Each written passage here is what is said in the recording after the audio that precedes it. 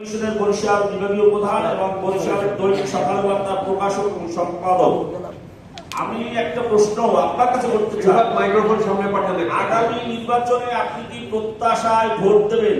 এটা হচ্ছে প্রথম আপনার একটা আমি বলতেছি, আমি আপনাকে প্রশ্ন করতে চাই, সেটা হচ্ছে সরকার কি যখন যে সরকার বাহাদুর থাকে তারা কি আমাদের মতো জনগণের কথা কি ভাবে? আমাদের কথা কি তাদের কানে পর্যন্ত পৌঁছে? আমাদের বলতে কাকে বুঝালে? আমরা জনগণ বলছি।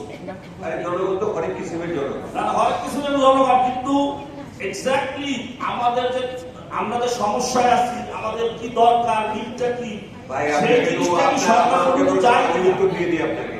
যে মানুষগুলোর কথা পৌঁছায় না, দেখেনি আপনি আমার ভিডিও দেখছেন না? হ্যাঁ, তো আমি তো ওই মানুষগুলোকে কাছে পৌঁছাতে চাচ্ছি, তাদের কথা পৌঁছাতে। আমার কথাই তো আপনার পর্যন্ত পৌঁছায় না, তাহলে সরকার পর্যন্ত যাবে কিভাবে সেইটা বলেন। আপনি আমার কাছে পৌঁছাবেন কি? আমি তো আপনার কাছে পৌঁছেছি।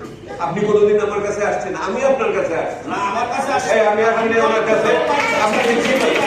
আরে আমি আসছি দেখে এই কথা বলছেন। কোশ্চেন হচ্ছে এই যে নবনির্বাচিত নির্বাচিত সরকারের কাছে আপনার প্রধান দাবি কি? আপনার দাবি কি বলেন? আমার দাবিটা হচ্ছে এই দেশে যে রাজনৈতিক অস্থিতিশীলতা চলছে এর উত্তরণ আমাদের করতে হবে, কারণ প্রতিহিংসা রাজনীতি বাদ দিয়ে ভালো রাজনীতি করতে হবে। রাজনীতিবিদদের কাছ থেকে আমাদের শিখতে হবে। একটা বড় কথা বলছে, বসেন বসেন, আর বললেন অনেক বড় কথা বলছেন।